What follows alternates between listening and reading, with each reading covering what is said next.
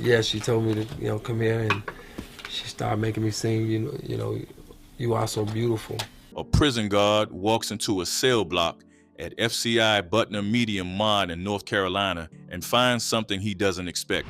A dying man in federal custody since 1982, who also self-declared to be the enforcer of the Aryan Brotherhood, sitting down with R. Kelly not to hurt him, but to warn him. He tells Kelly he was sent there to kill him and tells him the name of the people who ordered it.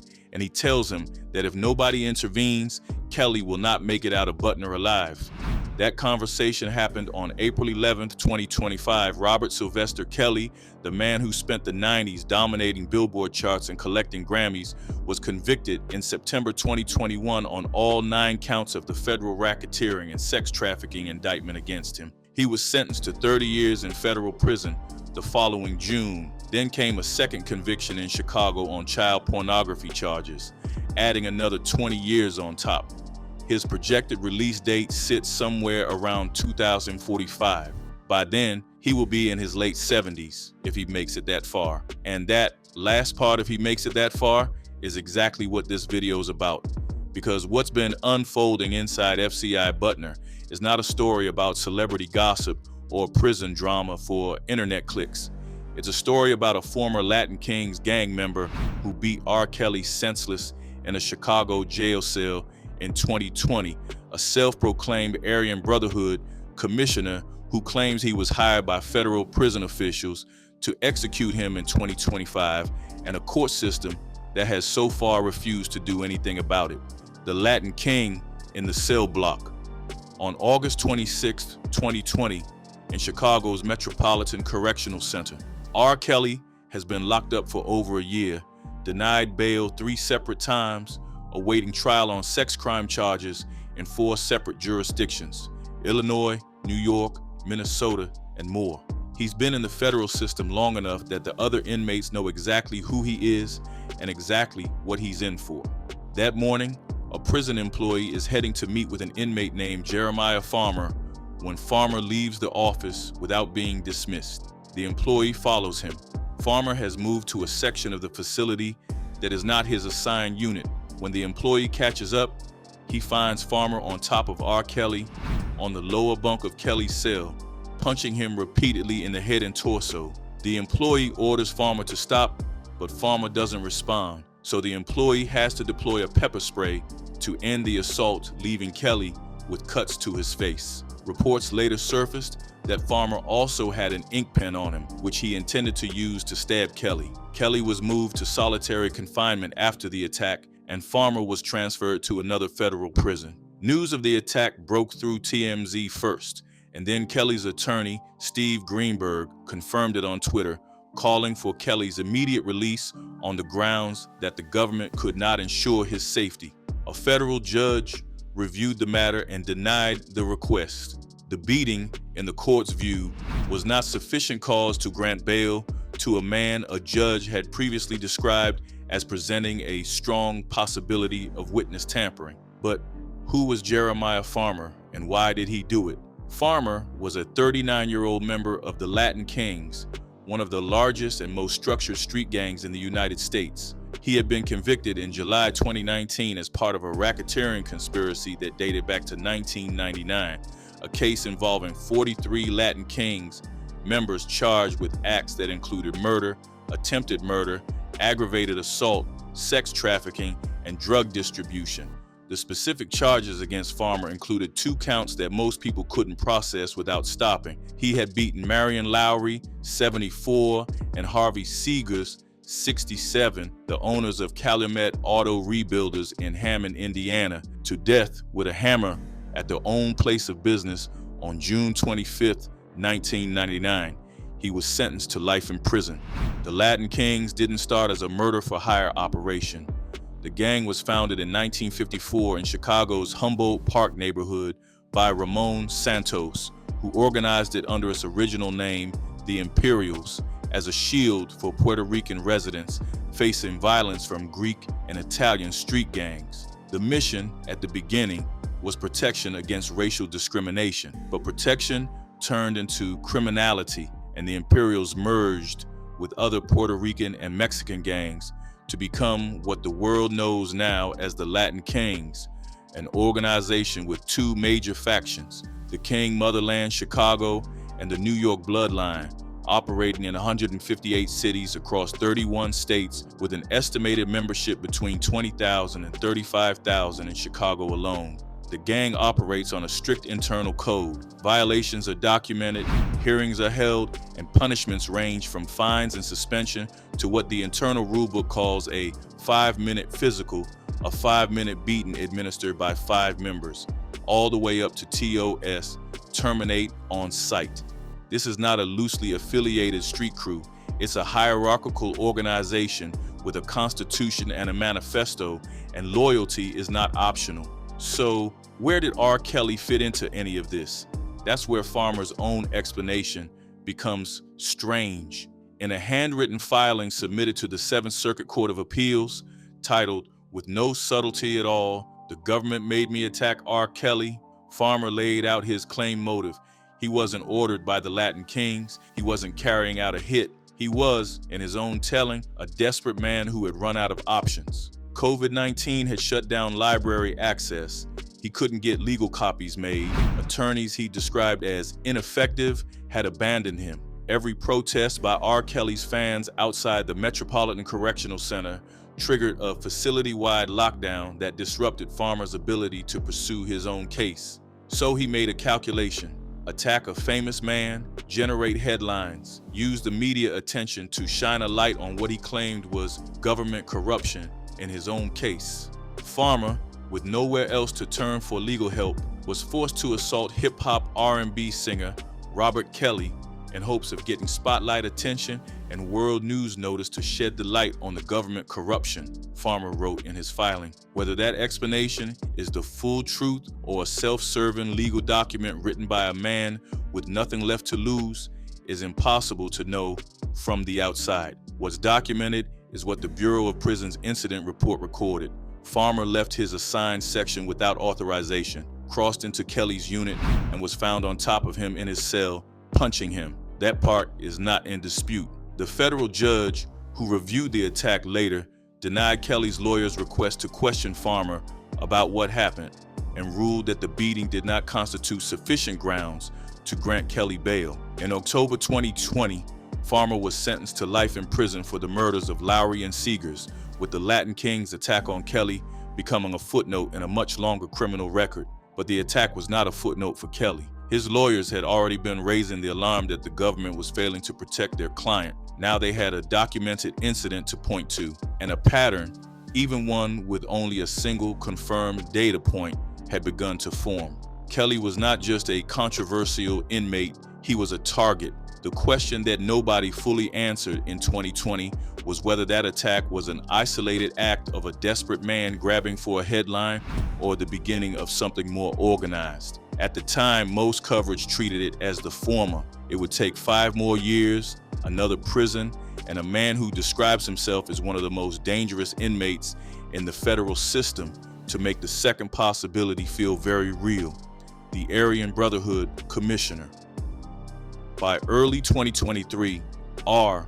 Kelly had been transferred to FCI Butner Medium I in North Carolina, a federal prison complex that, from the outside, looks like every other high-security federal facility, but carries a specific kind of reputation among those who know the system. It houses high-profile inmates. Larry Nassar, the former USA gymnastics doctor, convicted of abusing hundreds of young athletes, was sent there. And in 2024, 3 Bureau of Prisons lieutenants and 1 former BOP investigator at Butner were indicted and arrested for beating a prisoner inside the lieutenant's office. This is not a facility known for its stability or its integrity. Sometime in February 2023, according to a sworn declaration filed in federal court, a Bureau of Prisons official approached an inmate named Michael Glenn Stein at USP Tucson in Arizona.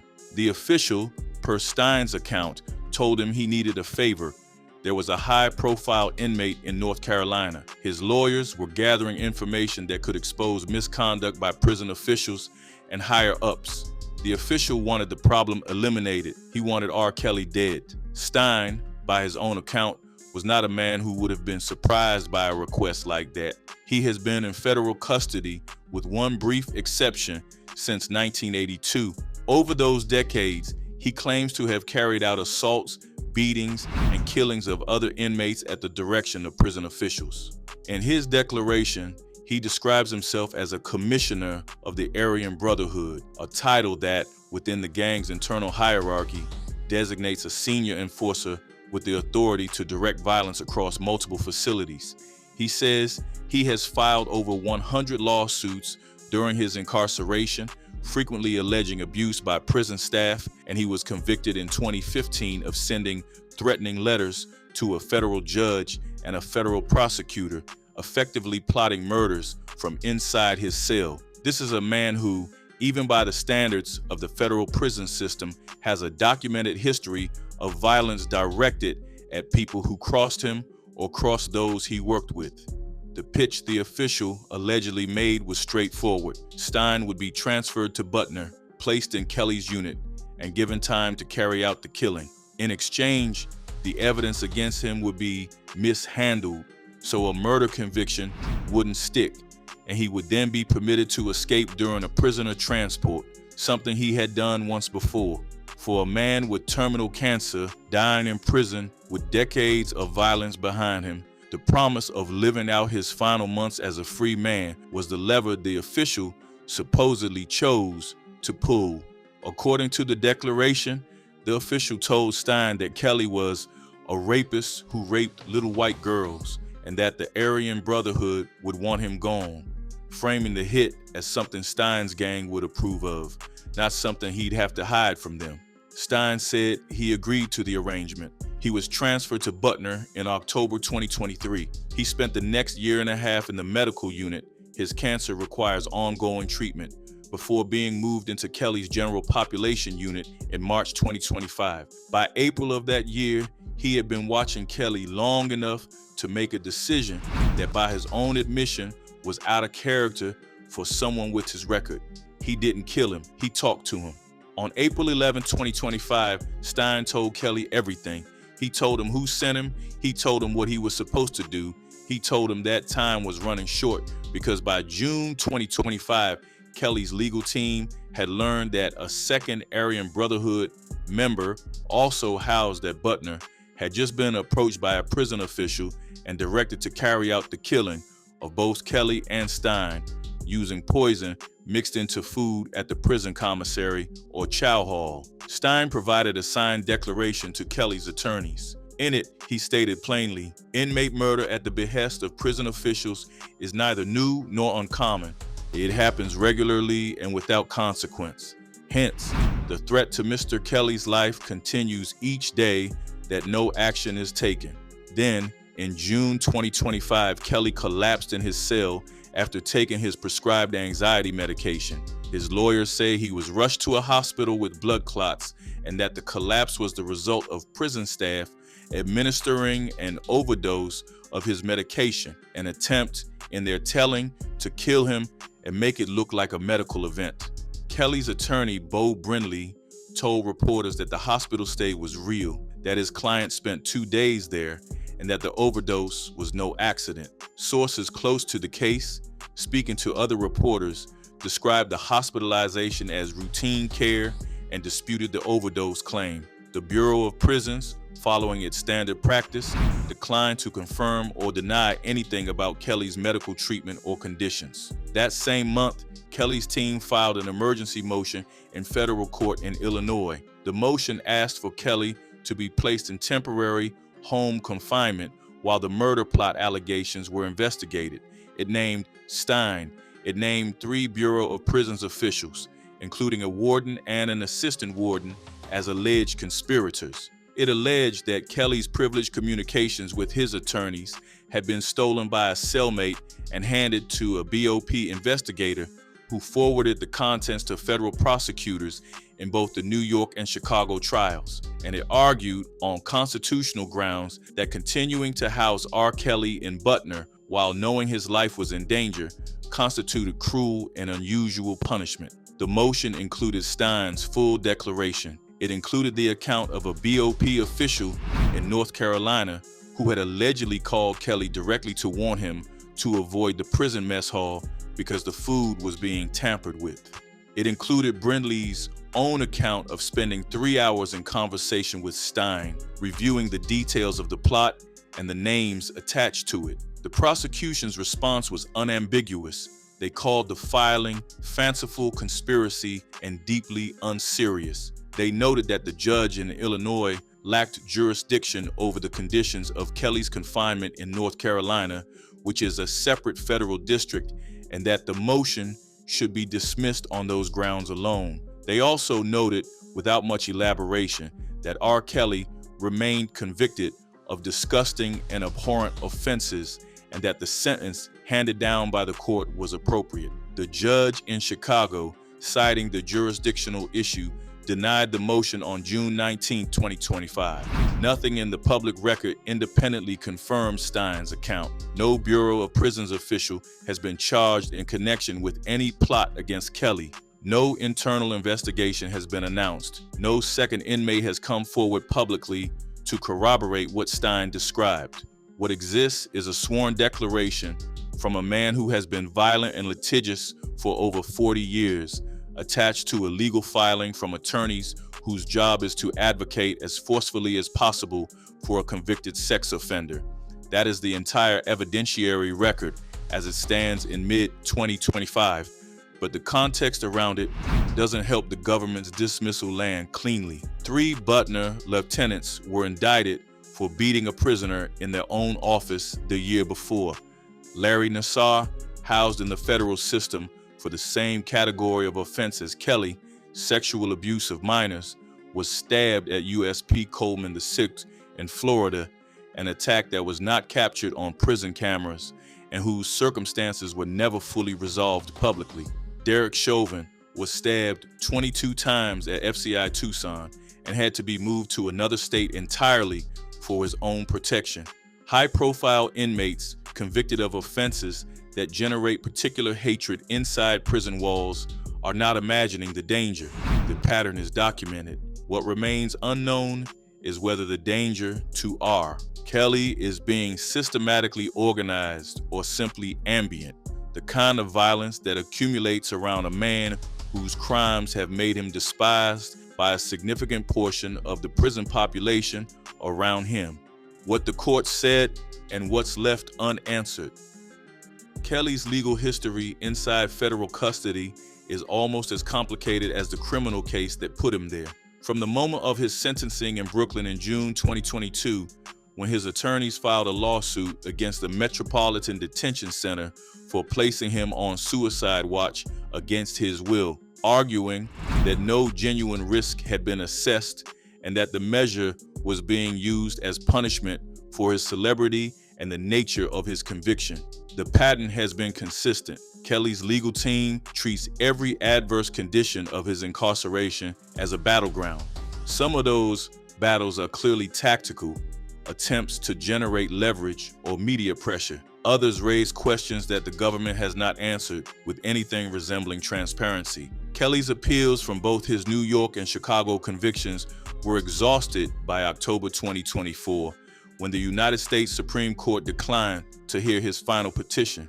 Every legal door that existed within the normal appellate structure has been closed. What remains is the kind of litigation that operates at the margins: emergency motions, constitutional challenges tied to conditions of confinement, and the specific claim that newly discovered evidence of government misconduct could form the basis for vacating both convictions entirely. That last claim is where things stand as of 2025. After the Illinois judge denied the home confinement motion on jurisdictional grounds, ruling that a Chicago court had no authority over conditions at a North Carolina facility, Brindley indicated publicly that the next step would be filing in the correct district and potentially seeking to vacate Kelly's convictions based on the allegation that prosecutors had knowingly used information stolen from privileged attorney-client communications.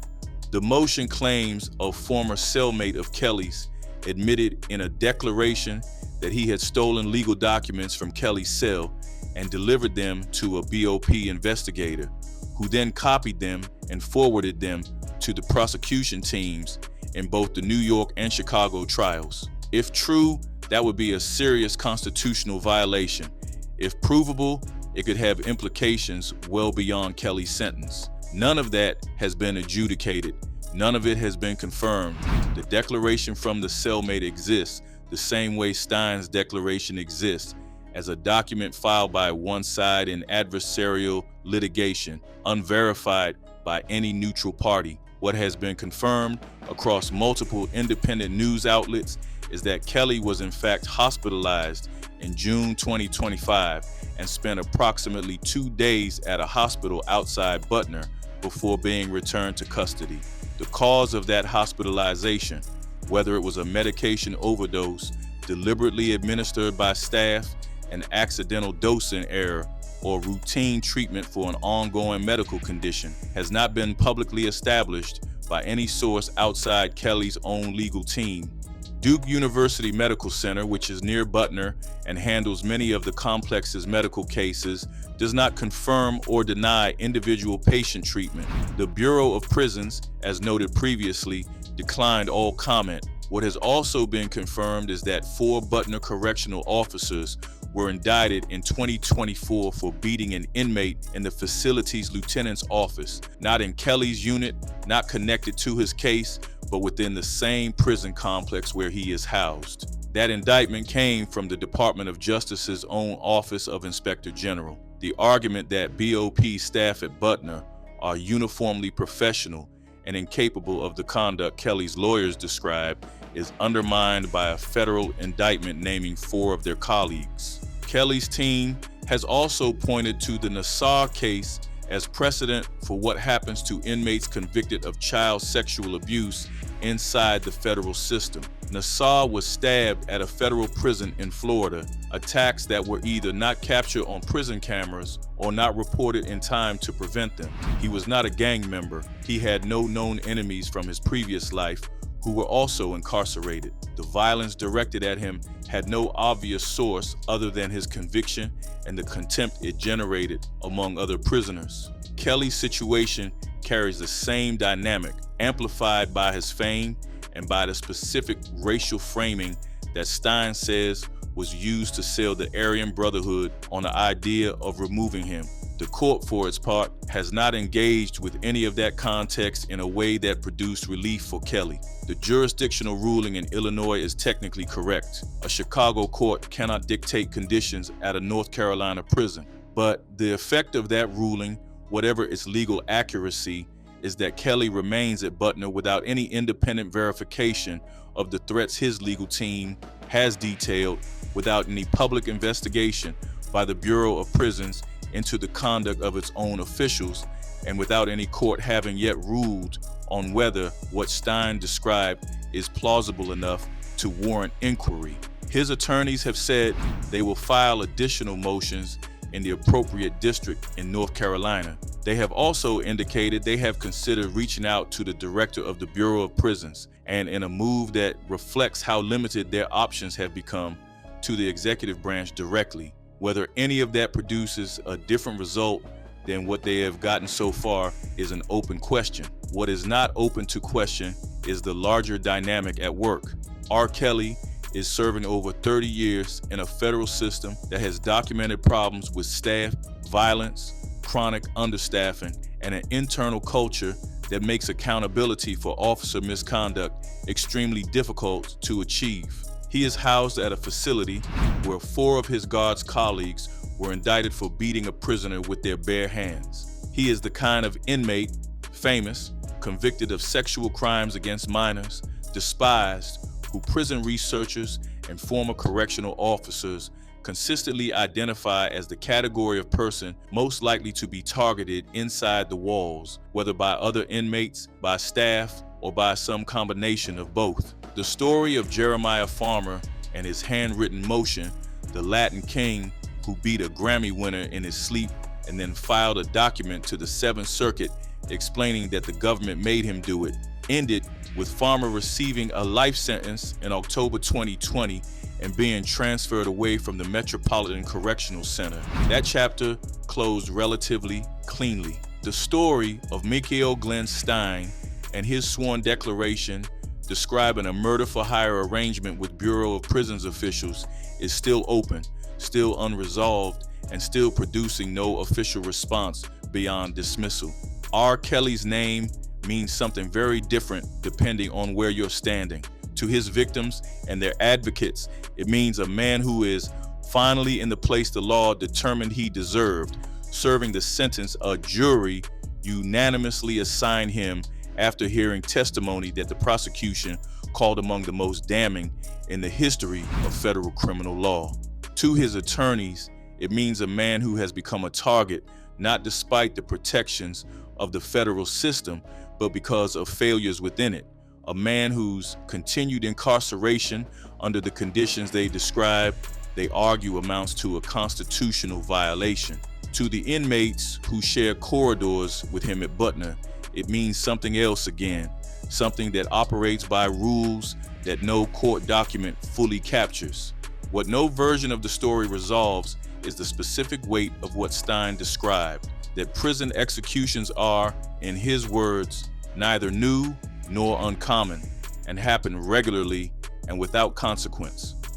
That claim from a man with 40 years inside the system is either the testimony of someone who has watched that pattern operate for decades, or the final dramatic move of a career litigant trying to buy attention for himself before he dies.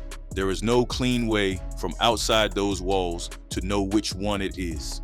What stays after all of it is the image of a man on a lower bunk at 9:45 in the morning being punched in the head while he sleeps, and the question of how many more times that can happen before someone somewhere in the system decides it matters.